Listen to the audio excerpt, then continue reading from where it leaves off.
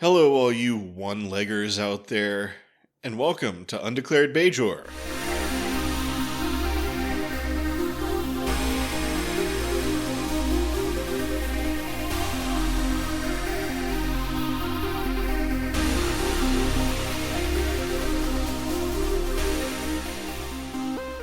Finally, an episode of a podcast just for you guys. Yep, we're dedicating this to you people with one leg, but not you people with one arm. You're going to have to look elsewhere. You know what? I'm going to expand that to anybody using a cane who doesn't really need one. Sure, you're welcome here, and we won't ask about your cane. No. But this is Undeclared Bajor, the best Star Trek DS9 discussion podcast. My name is Fletcher. About to say hello is Data. What up? Today we're going to discuss Star Trek DS9 Season 7, Episode 10, It's Only a Paper Moon. Alternate title, Cain or Abel? Oh, see, there you go. There's some cleverness. I thought we were going for like a Citizen Kane thing, but okay. Yeah, I got you. I ran through the list. Honestly, I didn't even get to Citizen Kane. I was like, Kane Mutiny, Raising Kane. That's too much of a peek behind the scenes, though. I thought of that today while I was working. I was like, oh, please remember that for long enough for me to get home and write that down. You can't write it like in the notepad on your phone? That's could, where I write things. Yeah, I thought about writing it on a piece of paper or something, but this episode originally aired December 30th, 1998. So we're right there on New Year's. It was written by, was it Ronald D. Moore? Do I have that right? It was, hold on, let me double check here, but yes, it was teleplay by Ronald D. Moore. Okay. Story by David Mack and John J. Ordover. Yes, John J. Ordover. And directed by Anson Williams. So a few newish sounding names in here. I mean, we've had an episode directed by Potsy before, so. Oh, Anson Williams is Potsy? Yeah. Oh, nice. He did Statistical Probabilities and some Voyager episodes, but we haven't watched those. So nice. I guess I just didn't remember that name. Let's see. David Mack. What have you done? He's done some literature, some Star Trek literature. Writer with John J. Ordover for Starship Down and this episode. So they did one other episode together. Huh. I was thinking, it's been a while, I think, since we've had an episode just written by a completely random person that we can't find out anything about. I kind of miss those days. It's like, where did you go after you wrote this? It's so, like they appeared for 1 second to come up with the idea for a Deep Space Nine episode, then they disappeared into history. Well, apparently this episode, the idea was actually come up with like 3 years in before this in 1995. So maybe about the same time they wrote that other episode. But like the episode was the initial idea was what the staff later dubbed Everyone Comes to Quarks, where it was an episode that would take place entirely in Quarks, and there would be like 3 different concurrent storylines going on of like different characters doing different things at Quarks. Okay, so we're sticking with the tried and true tradition of having the episode be nothing like the original concept. Well, yeah, but it's got kind of an interesting evolution. It's like the original idea they pitched was there's a Bajoran holiday, everything on the promenade is closed except for Quarks, because obviously he doesn't care about Bajoran holidays. So, and it's like, we'll just do like these different stories. And then no one could ever quite like nail it down at like, how exactly is this going to work? And then later on, Vic gets introduced in season 6, and they're like, "Oh, we could have all these 3 different stories set in Vic's.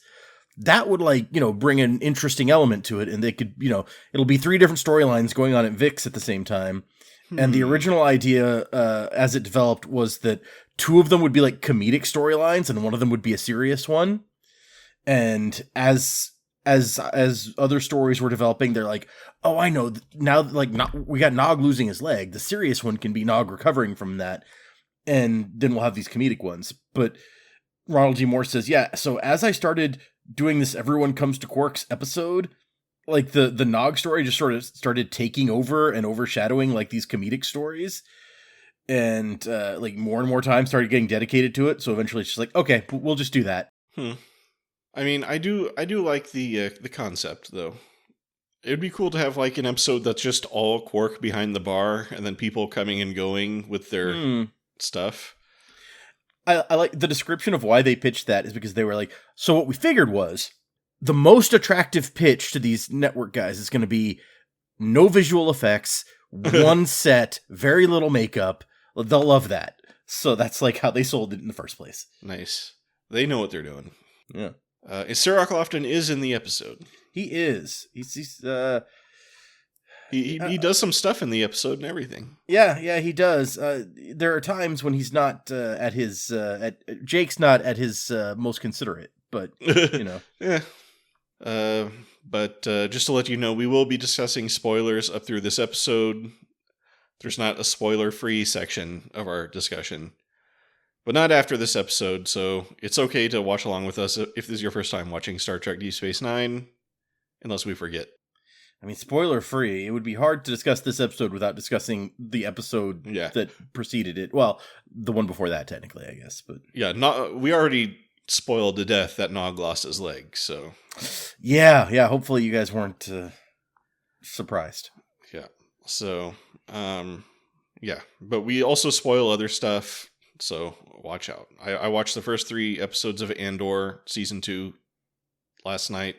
I watched the first episode of Andor Season 1 last night. Oh, nice. Because I was a little tired of just doing Star Trek, and I was laying in bed. I'm like, hey, asked my wife, like, did you watch Andor at any point? She says, no. I'm like, why don't we check out the first episode? Oh, nice. Did you guys like it? We finished the first episode, and I was like, what'd you think? And she's like, I think I like it. And that was basically my takeaway also, was like, maybe it's good. So I guess we'll find out as we continue. I think you got to get to I think they're all good, but I think you got to get, the first 3 episodes are kind of like the intro arc. Like, Andor is kind of famous for its arc structure, where it's every 3 episodes is a new story, basically. Oh. When you get into that first big arc, starting in episode 4, it really starts to take off. But let's see. Warned about spoilers. Title review. How do you feel about the title? Okay. It's memorable. Uh-huh. It's I absolutely know that is an episode of Deep Space Nine title. I know which episode of Deep Space Nine that is. Uh-huh. I think it's kind of clever and appropriate. When you listen to the lyrics of Paper Moon, you're like, sure. Okay, I kind of get, I get how this episode, yeah. And given, and maybe it's just because I wonder, I don't know there were any notes about the title. I wonder if they had that song kind of allegorically in the episode, and then they're like, hey, we'll title it after that. That doesn't give them much credit for being super clever, because they're just like, oh, hey, no, we already wrote that in the script. It just works. Let's just do that. But I like the title. Yeah, I mean, I think it works really well with the themes of the episode and subject matter. Yeah. So, and it's you're gonna get a Vic episode, so I think it works all around. I think it's pretty good. Let's see. We get that new establishing shot of Deep Space Nine that we saw a few episodes ago. Yeah, with the ships. Yeah. I was like, that looks familiar. But inside, Lita, Ezri, and Rom walk to what we can easily gather from their conversation is Nog's homecoming after his unpleasant experience on AR-558. Rom is worried about saying the wrong thing, like asking about his new leg, and Ezri says, don't worry, I don't think he'll be offended by that. I agree with her that it's probably it's something a person would expect. Yeah. Just don't be weird about it. In The Wire, there's a minor character who loses his leg, and he shows up after he loses his leg, and then everybody just starts trying to come up with new leg-based nicknames for him, and he gets really into it. I like that he gets into it. He's not upset about it. He's like, oh yeah. Yep. He settles on Tilt. Oh, okay. It's kind of tangential. Okay. But Rom is like, I don't know, I was planning on giving him some eggnog and saying, how's the new leg nog? And Ezri is like, no, don't do that. Or do. Maybe that's really what he needs, is a good laugh. But Lita worries Nog might not want to see her because Nog didn't answer any of her letters. And Ezri is like, well, this is the 24th century. It's possible Nog doesn't know what a letter is. I do wonder, we've never really seen any of their relationship, except for, like, I think at the wedding, he was like, Moogie, and, like, I think that's the most we've ever seen them together. So, I don't know how Nog feels about her. Yeah, I mean, I think he was already in the academy when they got married, wasn't he? I don't remember. I think so, yes. Yeah, so, I think you and me both know, like, when your parents get married when you're already an adult, it's like, nah. Yeah. Although Nog was still pretty young, so I don't know. But, so everybody gathers by the airlock to watch all the passengers disembark from the shuttle, but Nog is nowhere to be seen. Oh, no, wait, there he is. Yeah, you just didn't wait long enough. Walking very slowly and dejectedly looking with a cane. Everybody claps for the returning war hero, although Chief O'Brien has the most meh expression possible on his face. He's like, what are we doing here? I want to go play the Alamo. Captain Sisko reviews Nog's new orders, which are nothing. Nog is on medical leave. He has no orders except to attend a welcome home party. Nog says, I don't really want to go to a party. I just kind of want to go home. And Sisko is about to say, did I not say that was an order? But Ezri butts in and is like, of course, that's cool. And then Sisko mumbles, fine, I guess I'll just go drink by myself. Like every night. Just pull out my bottle of, what is he like, Andorian brandy or... Yeah, I don't know. So wait, I have to mention that Worf is in the beginning part of the episode. Uh-huh. And then not in the rest of the episode. He doesn't even have any lines, does he? No, and then he's also not in the next 2 episodes. Spoiler. Oh my goodness. And so, speculatively, because the movie Star Trek Insurrection was released between Covenant and It's Only a Paper Moon, people are like, oh, okay, so Worf is gone because he's gone to, like, the Enterprise for that movie. Ah, sure. Makes sense. Just give Michael Dorn a break or something. I mean, he was out filming that movie at some point, so...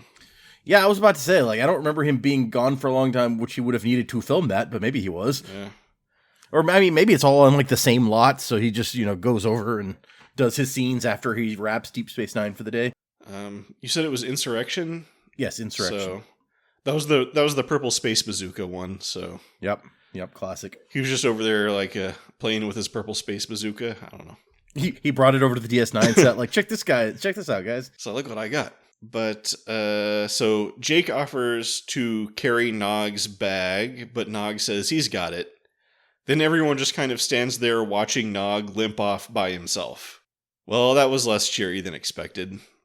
Then I guess Ezri's like, oh shoot, maybe someone should actually go with him and follow him and talk to him and stuff. So we see her in Nog's quarters catching him up with everything around the station. So it's like, so Kira got kidnapped by a suicide cult. Dr. Bashir and Chief O'Brien have been playing their Alamo program a lot. Yeah, I like how the Alamo is what we come back to. It's not like any of the other crazy stuff that has happened. It like the suicide cult or anything. It's just these two guys are going to the holosuite so much. Yeah, Nog listens with not much interest, and then he says, "Can you just get to the part where you asked me about the cane?" And Ezri is like, no, I mean, I know your leg got blown off. I was there. And Nog says, oh, come on. I bet the leg doctor guy told you all about how I don't need the cane and the pain is all in my head. And Ezri says, no, but the fact that you brought it up spontaneously out of nowhere kind of piques my counselory interest. And then Nog is like, look, I'm kind of tired of talking to counselors. Can you just go away? And Ezri is like, okay, sure. And so she leaves, and then Nog limps over to bed and puts on Vic Fontaine's I'll Be Seeing You, which we heard in the siege of AR-558. So Ezri goes and discusses the Nog situation with Captain Sisko.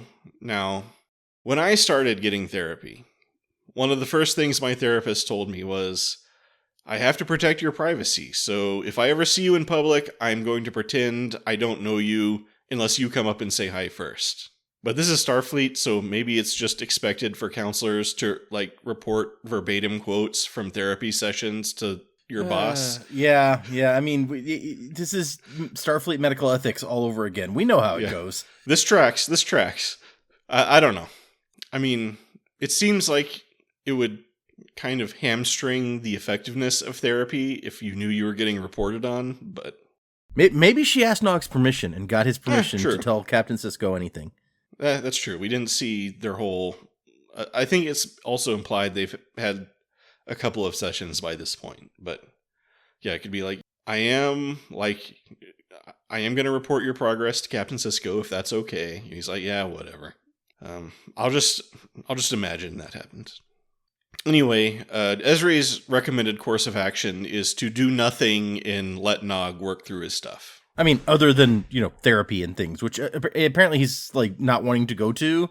Uh-huh. So that's, I feel like this should be an issue, but yeah, he's a little therapied out right now. I think it's fine for him to want to take a break for a little bit. Anyway, I don't know. But back in the No-J residence, Jake is being driven slowly insane by Nog's non-stop repeat listenings of "I'll Be Seeing You." There's got to be like some way to soundproof, like a button that soundproofs your quarters or something. There's a great episode of Lower Decks where they get to move into their own quarters instead of all the lower deckers sleeping like bunks in a hallway. So they get their own quarters, and Boimler gets to his quarters and he's like, "Oh my gosh, look how big and amazing this is."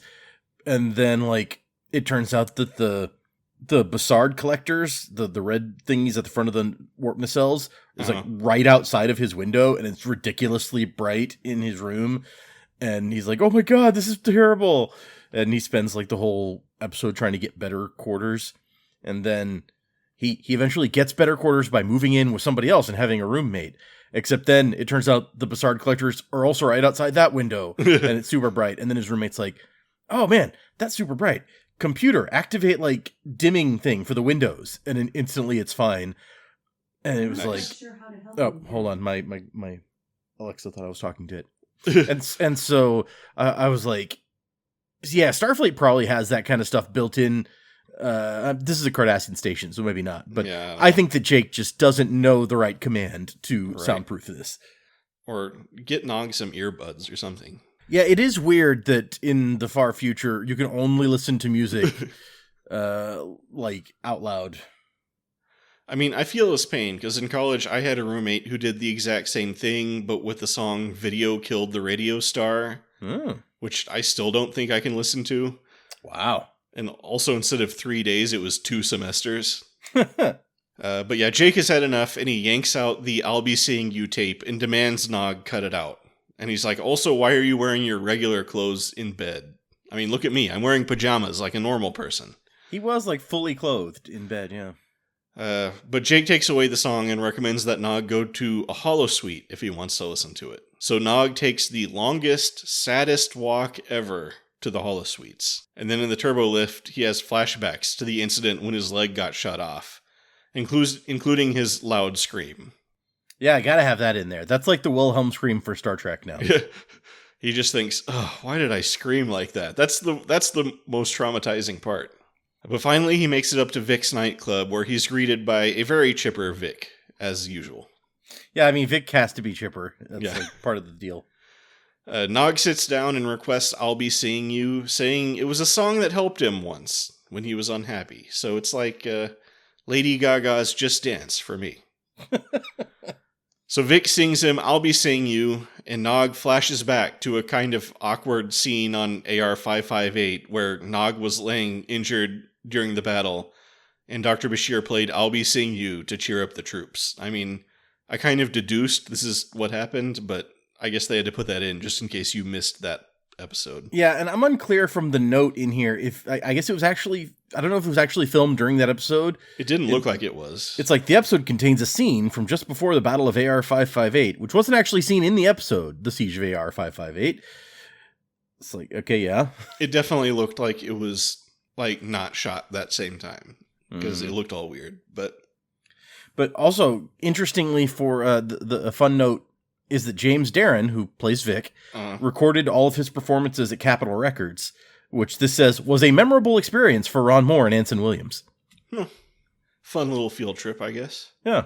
So Vic apparently sings 15 different renditions of "I'll Be Seeing You," which seems to give Nog some peace. I mean, I gotta say, some people get addicted to opiates. Nog got addicted to a song, so I think he's doing pretty good, all things considered. I mean, yeah. Vic comes and sits with Nog and asks him about his new leg, and Nog says it hurts all the time, even though the doctors say his pain receptors aren't being stimulated. Which, I mean, yeah, that makes sense. Pain is in the brain. It's not in the nerve receptors. But Vic says, I believe you, which are clearly words Nog needed to hear. I mean, I don't feel like anybody was expressly disbelieving him before now. That's true. He interprets everything to mean that nobody believes him. Yeah, it's definitely a little more in his head than it is in his friends. Right. So Vic says, you want me to sing I'll Be Seeing You Again? And Nog says, nah. And Vic is like, oh, thank Jesus. It's like, I do know other songs. But Nog figures he better go home, but he realizes he doesn't want to. He doesn't want to go back to his life. He asks Vic where Vic lives, and Vic says he has a suite here in the hotel. Nog says, well then can I crash with you? I'm on medical leave, and the rules say I can pick whatever facility I want, which I feel like there's got to be more specification than that, but... Yeah.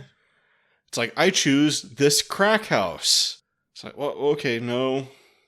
Vic is like, wow, you mean you'll keep the program running and I won't have to spend my time as a disembodied consciousness in an endless void? You bet. I don't know that he senses the passing of time, although Moriarty did, but... I mean, he seems to, because he seems to be aware of what's going on in the holosuite. I don't know. So all of Nog's friends and family and healthcare team meet in the wardroom to discuss the Nog situation some more. Ezri says Nog living in the holosuite could actually be a positive sign, and Quark says, how could Nog hiding in one of Bashir's adolescent programs be a positive sign? And this quickly turns into a discussion of dissing all of Bashir's holosuite programs, which he does not enjoy. It's funny, and then at some point it does feel a little bit mean. It's like, at least it's not that stupid Viking program, which I want to see the Viking program. That sounds fun. I think we saw them dressed up for the Viking program like once. I know they did... or maybe that was Beowulf. I know they did the Battle of, like, O'Brien's ancestor or whatever, right? I don't remember. I don't remember now. Irish ancestor. But maybe they were fighting the Vikings? I don't know. But Ezri basically says, well, he's doing something, so let's let him do it. And Sisko says, okay, but someone should go explain the situation to Vic. And then Quark worries about who's going to pay for all this holosuite time, and quickly realizes he shouldn't have even said anything. Yeah, nobody cares, Quark. It's... like, the freeze out was immediate on that one. Everyone just stares. He's like, oh, fine. Apparently, the note says in this scene, Ezri's collar pips are reversed in some shots. Uh-oh. Oh, a note I've been wanting to bring up for a long, long time, I don't think I've ever brought up, is that Ezri was promoted to lieutenant in the credits when she was promoted in the show. Oh, good for her. I did check that when that happened, and then I was like, oh, I gotta remember to mention that, and I never mentioned it. So here I am mentioning it now. Like, 7 episodes late. But yeah, Ezri goes and talks to Vic, who says, basically, don't worry, I'm on top of things. And then he looks meaningfully at Ezri and says, I could be on top of some other things, if you know what I mean. And Ezri does not seem opposed to this idea. What cruel programmer gave me a sex drive? Thanks, Vic. Then it's time for what some people might consider a new low in Deep Space Nine history, where we're just gonna watch Westerns right in the episode. It's okay. So there's a fun note about this. He comes in and he's watching Shane. Sure. Right? And he says, and when Shane is over, Nog's like, I like the Searchers better. Yeah. And Vic's like, yeah, who doesn't? But the note in here is that the protagonist of the Searchers is played by Jeffrey Hunter, who played Christopher Pike in the first episode of Star Trek The Cage, or the pilot episode, I guess. Oh my goodness. So yeah, it's just breaking all sorts of... Also, we're showing Shane here in black and white, but it was produced in color. However, it says... The black and white is appropriate for this simulation because most households did not have a color TV in 1962. Sure. Yeah, that tracks. And he's watching it on TV, not a VCR. I was like, wait, is that a VCR? And I was like, no, he's watching it on TV. Okay. Also, I've never actually seen Shane, and the thing that is most vivid in my mind about Shane is the scene from The Negotiator, right, where they argue over whether or not Shane is dead at the end.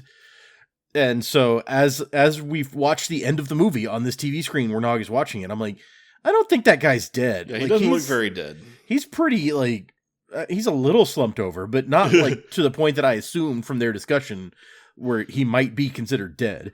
He's like, he's slumped over. He's like, yeah, slump doesn't mean dead. I just know it from that. And have you ever, there's lots of, like, clips of this on the internet of the video game, The Town with No Name. No. Like, there's a clip that plays if you leave the town where a kid, like, runs after you saying, come back, Shane. And then, like, you, like, lean out of the train and say, my name's not Shane, kid. And you shoot the kid. Wow. Okay. Yeah, it's kind of if you've never seen any clips from The Town with No Name, it's clearly a very special game. So, yeah. And I deduced it was Shane by the fact that people said the name Shane, like, 86 times in the, like, very brief clips we saw. Guy's like, I'm gonna shoot you, Shane. He's like, no, you're not. Yes, I am, Shane. So yeah, he likes the Searchers better. Where was I? I don't know.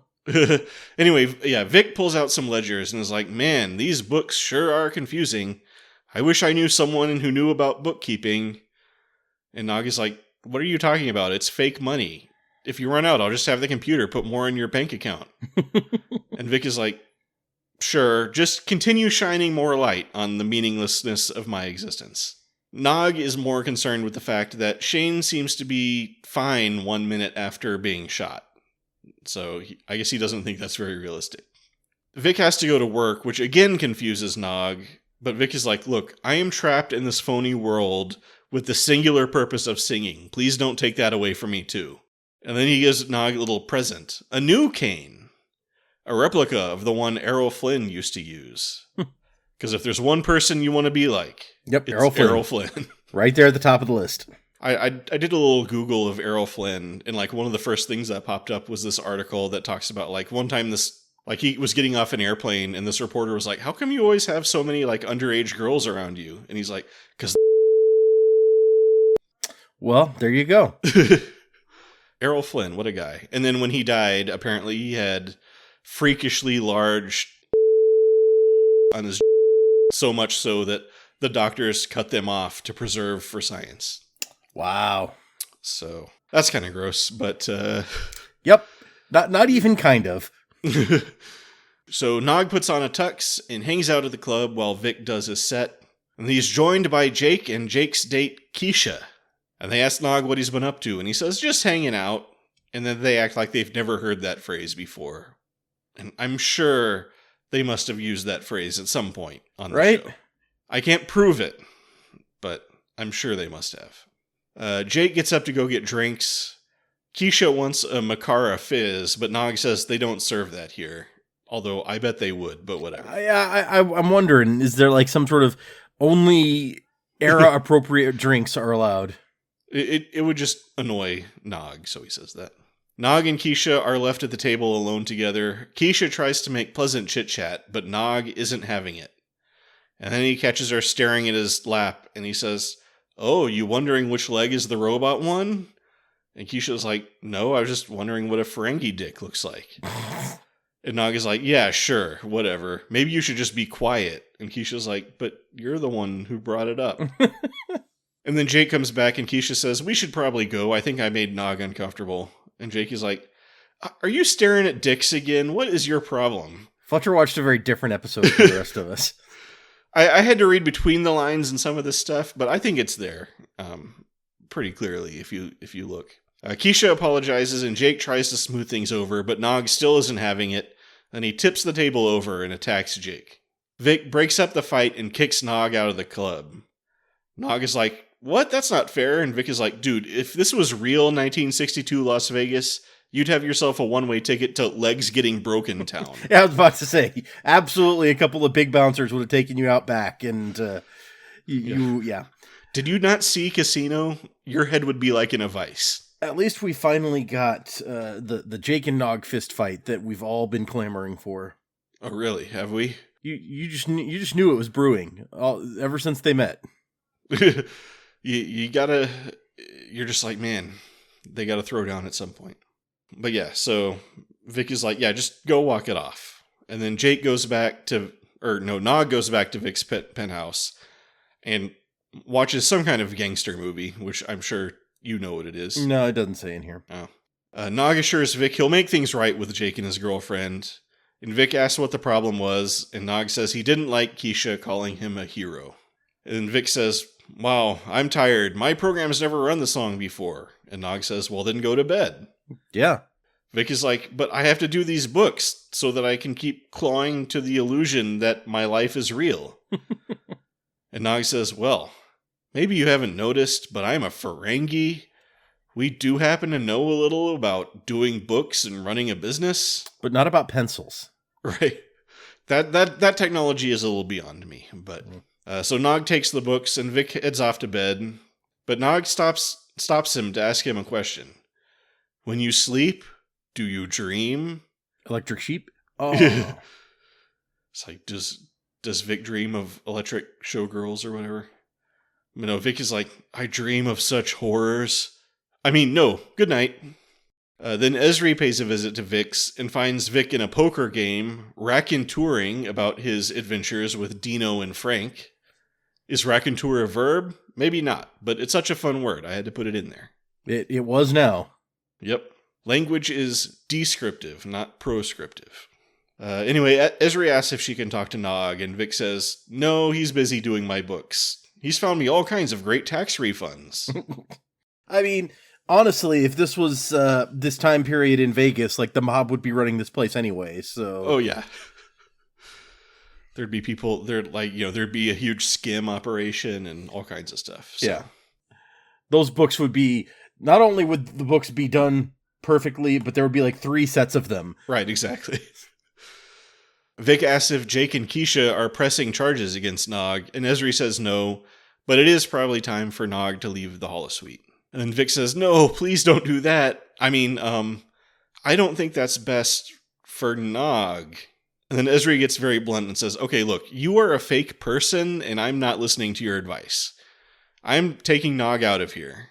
But Vic reminds her that Nog has the right to take his medical leave wherever he wants. And then Esri's like, God, that stupid rule. They're really, I mean, we talked about it earlier. I don't mind that, like, he can take it wherever he wants, but I feel like there would have to be some sort of clause in there about, like, needing to do something that actually helps towards your recuperation. Like, she could be like, yeah, he can stay here, but he has to meet with me, like, daily for counseling sessions or something. Sure. But Nog shows up and says that if Esri tries to take him out of the holosuite, he'll resign his commission. So he really wants to stay in the holosuite. Yeah. Then Nog pivots the conversation to the matter of the books. Apparently Vic is making so much money he has enough to open a new casino. That's a lot of money to not know you have. Yeah. And just, like, don't tell Meyer Lansky about it. He's probably going to want to cut. And then Esri is just like, WTF have I allowed to happen? It's like, oh no. All of this started because I was like, no, this is a good idea. Right. And now I have been hoisted by my own petard. Yep. So we have a montage of Nog and Vic living their swimming 1960s life and planning their new casino, while It's Only a Paper Moon plays. Which I actually really like this rendition of It's Only a Paper Moon. I think this is the first, this episode of Deep Space Nine is the first place I heard it. But I have, among all of my MP3s, a Frank Sinatra version, but also this version because, or at least the James Darren version, because he has, right. He did an album of like songs that he'd done on Deep Space Nine, basically, which is called This One's From the Heart. And so I downloaded that at some point, legally by purchasing it. Yeah, exactly. I will make sure to note. You went on iTunes and... Amazon, actually, but yes. Okay. Still. But yeah, I really like this song, and I like this version of it. That one and Here's to the Losers, which I don't think is in this episode. I think it's in a future one. I think we had Here's to the Losers before. Oh, did we already have that one? Okay. Yeah. But yeah, it's a good song. Oh, yeah, that was when, like, Quark and Bashir were all upset about Jadzia. Yeah, that's right. That's right. And then Esri watches and seems concerned until she notices Nog putting all his weight on his leg. Nog seems to have taken up a management role in the club. He admonishes a bartender for putting too many garnishes in the drinks. And there was some really weird dubbing on the bartender, and I cannot tell what he was supposed to be saying. No idea what he's saying. And the subtitles are no help, so...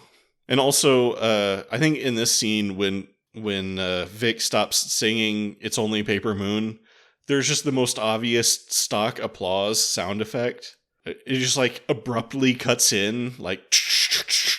I was like, you couldn't do a little better than that sound, guys.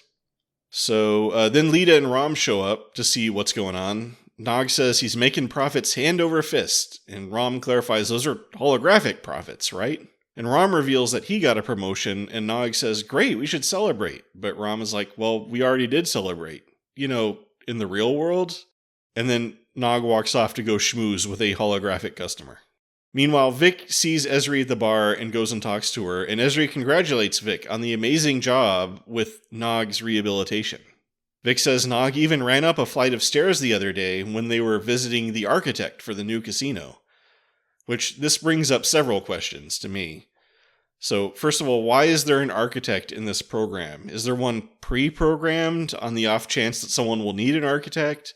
Or does the computer generate one on the fly to keep up with the needs of the situation? That sounds like more likely. Also, how does running up a flight of stairs work in a holosuite? Does the holosuite generate more gravity to simulate the sensation of moving upwards? Huh. No, I don't know. I think maybe it might actually make stairs. But I mean, there's not enough room in the holosuite for a whole flight of stairs. Well, no, but as you move up the stairs could, like, move down, and you wouldn't necessarily feel it, and it's like, it just looks like the stairs are extending behind you and in front of you as it, like, moves the simulation around you, which is what it has to do when you're moving laterally as well. But so it just does it so gradually, maybe you don't realize, like, you're not lifting yourself up as much. I don't know, maybe. Maybe like one of the regulars at the club is like his background was architect, and so they got him into the thing. Oh yeah, all the people in the club have like elaborate backstories in case you want to go talk to them. Exactly. If you want to have a conversation, they need to be able to interact. So yep. These points aren't really central to what's going on in the episode, but I do wonder. Vic says that he and Nog are going to fly out to Tahoe for a week to hang out with Sammy. Sammy Davis Jr. Yeah, I know. He's not allowed in the club, yeah. So we're going to Tahoe. Says Ezri. And then Sammy convinces Nog to leave the holosuite, right? And Vic is like, no, I can't tell Sammy that his world is a holosuite. That would be really cruel.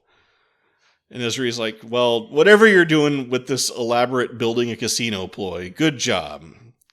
And Vic is like, yeah, ploy. Yep, that's what this is. And then Ezri continues, I mean, this whole world is just so meaningless and fake, right?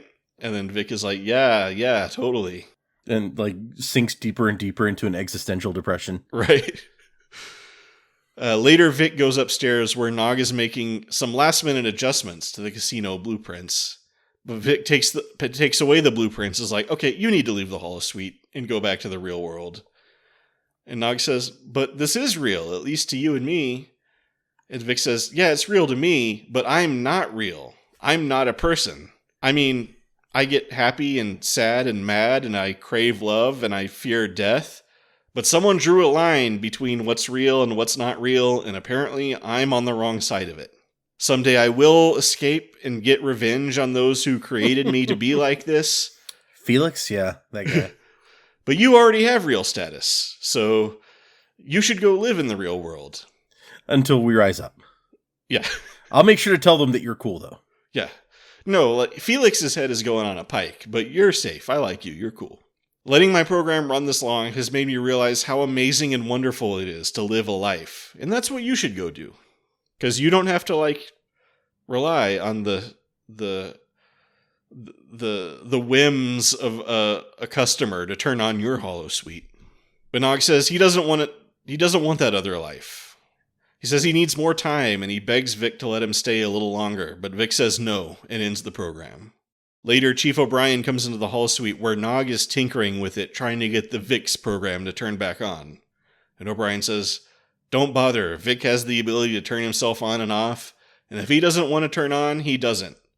I mean, it kind of terrifies me that he's able to do that, but that's the way it is. He's like, I'm not like a philosopher or something. I just know that this is how it works. Yeah, Nog is like, he has free will. He's like, look, we're not going there this episode. Just, maybe it was just because I was watching a Firefly thing earlier, but it made me think of Inara, where it's like, no, I pick like my clients as a companion, and it's like, so apparently Vic is like, if you get handsy or rude, he's just going to turn off and you can't do anything about it. And you lost all that money that you paid for this hour in the holosuite because you were being a jerk. Yep, no refunds. And then O'Brien is like, by the way, did I ever tell you about Lieutenant Barkley on the Enterprise? You know what? Never mind. And then he walks out. And then Vic appears and says, yeah, please stop trying to turn me back on. But Nog breaks down and he tells Vic, he saw a lot of horrors in the war, but he never thought anything would happen to him until he lost his leg. And then he realized, wait, am I just a delicate sack of flesh and bone? Can I die at any time for any reason, even if I haven't achieved my vision for what I want to do with my life? And Vic says, well, if you stay here, you'll die a different kind of death. You'll become as hollow as I am. Which again, you're just breaking my heart, Vic. But it's just funny that Nog is like, wait a second, this is the moment that I grow out of my teenage invincibility, and it's horrifying. Yeah, that's a pretty scary way to do it for sure. Yep. But yeah, Vic is just like, yeah, you gotta go out there and face reality, as terrifying as that is. So Nog sucks it up and he leaves the holosuite, and then Vic notices that he left his cane behind. Outside, Nog runs into Quark, Rom, and Lita, who, it just so happens, we're just talking about him. And they ask him if he's okay, and he says, no, but I will be, and they have a big, touching family group hug. Group hug, yeah. Later, Nog returns to the holosuite, wearing his uniform this time, and he tells Vic that he's back to limited duty, and he feels older, that is a thing that happens. You get older as you age. Every day you're older than the day before. So true. So true. And to thank Vic, Nog has arranged to have his program left running 26 hours a day.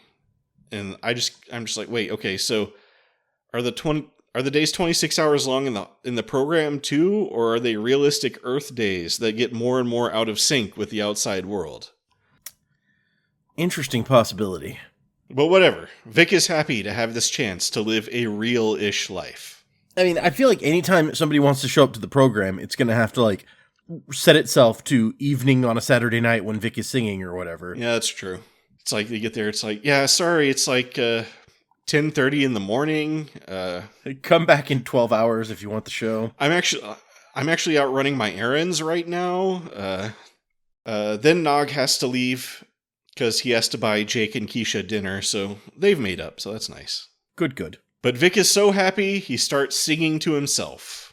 And then a crowd appears that he can sing to, or we just edit to later when he's singing the same song to a crowd, I don't know. Either way. Then we go out on the exact same shot of the station we started with. The end. Yeah, I noticed that. I was like, hey, that's that shot that we were talking about. They're really milking this new establishing shot they made. You gotta get your money's worth out of it. Yep. So one of the notes is it wasn't an intentional thing to make the entire episode about two characters that are not main characters. It just kind of, happened that way. And Aaron Eisenberg is in here saying, I was honored. This was my biggest episode in all 7 seasons. I was working every day in almost every scene. And they trusted that James, Darren, and I could carry an episode. And I gave it everything I had. Yeah, I didn't even think about that. It focuses entirely on these 2 guest stars. Yeah. It says his favorite scene was when Nog breaks down into tears, and he says, it wasn't written that way. The script just had that he gets emotional. And we were ready to shoot, and I realized that I had to cry. It was the defining moment that the episode was all about. So, yeah. And he says, up until then, you didn't know why he was behaving that way. I grew that day as an actor. Nice. So good for you. Yeah. Yeah, I think he brought it this episode, so. Absolutely. It's true that we haven't really gotten to see Nog. There was the one time he went to see Sisko about why he wanted to join Starfleet. I think that's the closest that we've ever gotten to this episode's Nog. Usually he's happy-go-lucky, making deals and or being silly hijinks. So it was interesting to give him this sort of thing. Yeah. I mean, you get your leg blown off, that's going to take you to some like emotional places. So Yeah, I believe that. Let's see. One of the last notes is after the episode, Eisenberg was contacted by a number of combat veterans who told him his performance was extremely true to life. Oh, wow. Nice. Yeah, that's got to be good to hear for an actor. Yeah. And Ron Moore says this is one of his favorite episodes he's worked on, and I believe that this is a Ron Moore kind of episode that he would be very proud of. So nice. Yeah. You ever you ever hear about that stuff about like Gary Sinise and like all the veterans who like reached out to him after Forrest Gump where he played Lieutenant Dan? I do remember hearing something about that. I don't remember the details. And like he was so touched about it, he's like, he's all into veterans causes now. Yeah. So that I knew that he had like the whole like he has a foundation or something, right? For, he's got a whole thing going on. So sometimes acting, it can take you into some interesting worlds, I guess. That's true. Now I'm reading about Gary Sinise though. He co-founded Operation Iraqi Children. Nice. Kind of a weird name, but yeah. Sinise was awarded the Presidential Citizens Medal by George W. Bush for his work supporting the U.S. military and humanitarian work with supporting Iraqi children. Nice. Sounds like a cool guy. Frequently performs on USO tours since his both personally and through the Lieutenant Dan Band. Okay, this is something I might have to investigate. Hold on. A cover band formed in Chicago by Gary Sinise and Kimo Williams to perform at USO shows. Because I was about to say, what does he perform doing? Does he like do stand-up, or does he do like a Lieutenant Dan act, or?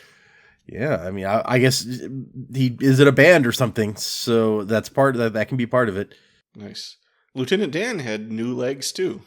That's true. Yep. Magic legs. Anyway, yeah, right. Time for reviews. All right. What do you think of It's Only a Paper Moon? So, honestly, I have very few complaints about this episode when it comes right down to it. Like, it is a little odd to have these two complete side characters dominating the episode and none of our main characters really doing much of anything. I think Ezri gets the most time of any of the actual main characters, and yeah, even she's very sidelined to what's going on. But I don't mind it because the two people starring the episode are doing a great job at it. And I think this is really one of my favorite Deep Space Nine episodes. And I can't even necessarily put my finger on exactly why. It's very different from a normal DS9 episode. And a lot of times the heavy emotional stuff can get to be too much for me. With Hard Time, it was just no, this is too much. Right. But this one is a good mix of this light stuff with the serious undertones that kind of builds to that really serious moment. And I just feel like it's plotted well, it's acted well. Everything about it, I thought was pulled off really well. So this is a captain for me. All right. I mean, I'm kind of all over the place on this episode.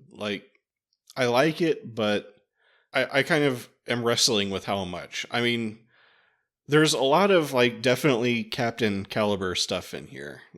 Namely the performances by Aaron Eisenberg and some great emotional moments. As a sci-fi story, I think it's great. I think the sci-fi element of the holosuite is really subtle and naturally woven in and well done and meshes very nicely with the theme. Just like the best sci-fi stories always do. Use a sci-fi concept to kind of explore a facet of the human condition. And it's probably a good move to just dip our toe ever so slightly into the philosophical questions of what we're seeing with Vic, but sure, yeah, that's fair. Ultimately not dwell on them, just kind of like Chief O'Brien says. As long as we don't get into, does Santa Ana have feelings in the Alamo program, then it's fine. I think I enjoyed the implied story of what's going on with Vic a little bit more than the Nog part of the story. I'm just not really drawn to the serious Nog story, but also it might just be a case of too many heavy episodes in a row. Yeah, Siege of the Siege episode was real heavy, and Yeah. as we established in that last episode, like there's some real like intense shit happening at that cult. Yeah, yeah, that was, that episode was definitely going some places. Yeah, but like if we'd gotten maybe like a little bit more of a break with like some, maybe we'd throw a baseball type episode in there or something, it might ease my my feelings a little bit. You needed that Everybody Goes to Quarks episode. Yeah, that would be. I mean, that would be a fun episode, I think, if done right. But I also just don't know how fair it is to like mark the episode down for like where it is in the season. It just seems like, I don't know. It feels like a lot of downer to go through to get to the happy ending payoff. Yeah, I mean, I've marked episodes down because of where they fit in the season, where it's just like there's too many episodes focusing on just one character. I need to get some other people. So I think we're getting to be very serialized now. And I think that it's very fair to say, like, at this point in the overall story, you're doing a lot of this. True. And I don't think that as a season-long arc or however many episodes arc, that you're pacing out these situations well. Yeah, you really need to know a lot of Nog's story to, like, fully get this episode. Well, for sure. Yeah. Yeah. So, and another thing is that, like, this is one of those episodes when I was, like, 13 years old or whatever. These were the episodes I did not like. Ah. Like, I was like, just, what are we doing? Why are we doing this, like, lame, dramatic Las Vegas story? Just, like, go back to the cool Dominion War action or whatever. So, I don't remember watching this episode specifically, but I definitely feel like, I definitely know exactly what my reaction probably was when I watched it. So kind of, for some of those reasons, I kind of want to just give it a lieutenant commander, but then also Aaron Eisenberg's performance just would make me feel really mean about giving it a lieutenant commander. So it has to be at least a commander. Okay. And so I just don't know if I want to take it all the way up to captain. I mean, there's just so much good stuff. You know what? I will give it a captain. Wow. Okay. It's just a hard to rate episode, but yeah, I could see that. I feel like it's probably kind of divisive in the fact that it's very separate from everything else that's happening, except for that one other episode it's connected to, basically. Yeah. It's funny that you mentioned about, like, you know, when you're 13 or whatever and seeing for the first time. I know that this is an episode I really liked. Huh. And I don't think that I was into the emotional, like, where he breaks down and is like, no, I'm just so scared to go out there. Like, I think by that part of the episode, I'm like, the cool stuff's past. But I liked let's go to the casino on the holodeck and just do a different sort of thing. Back then, I definitely did not like the Vic stuff.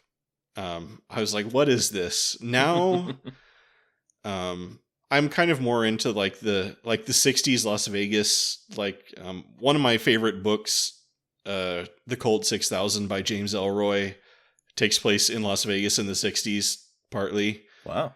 So I like that. Really, really great book. But it's the sequel to American Tabloid, which is also a really great book. So I recommend both of those books. If you like really, really intense, like, period accurate and no holds barred, like 40s and 50s and 60s stuff, James Elroy is the writer for you. Yeah, no, that makes sense. If you want to see just like characters who just are the racism of their time with no apologies, then James Elroy is for you. If not, then maybe don't read it. I think there's a racial slur in the very first sentence of American Tabloid. So wow, okay. Anyway, yeah, I definitely like that stuff a little bit more now. Although just I continue to be, what is Vic Fontaine? But what is Vic? Yeah, okay. I've talked about this at length before, so yeah. So you have any final thoughts? Everyone go out and listen to some, lounge music. It's fun. Yeah, sure.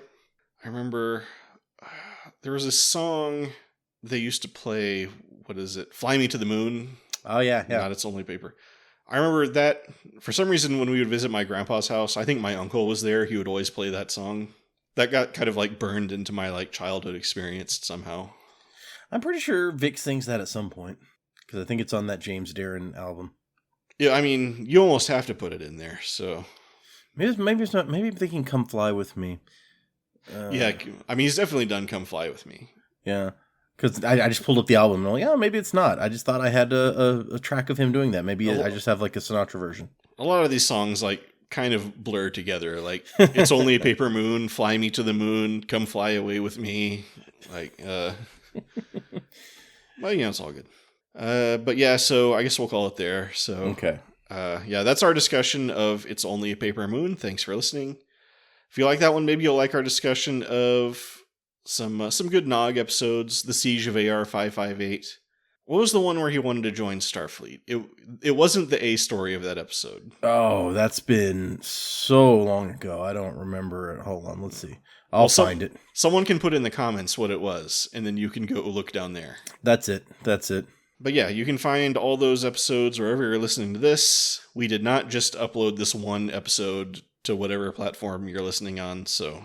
It was Heart of Stone. Heart of Stone. Oh, man, yeah. Which it's funny that is the B story on that episode. Yeah. Kira stuck in a rock, but it's not really Kira. But yeah, and also we have a YouTube channel, so you can leave comments on YouTube. So if you want to leave us a comment, that's the place to do it, because there's no other way to get in touch with us. So I could set up an email box at the undeclaredbajor.com domain, but that costs money. But my name is Fletcher, about to say goodbye as Data. See you later. We look forward to seeing you next week on Undeclared Bajor. But just remember, the Searchers is better.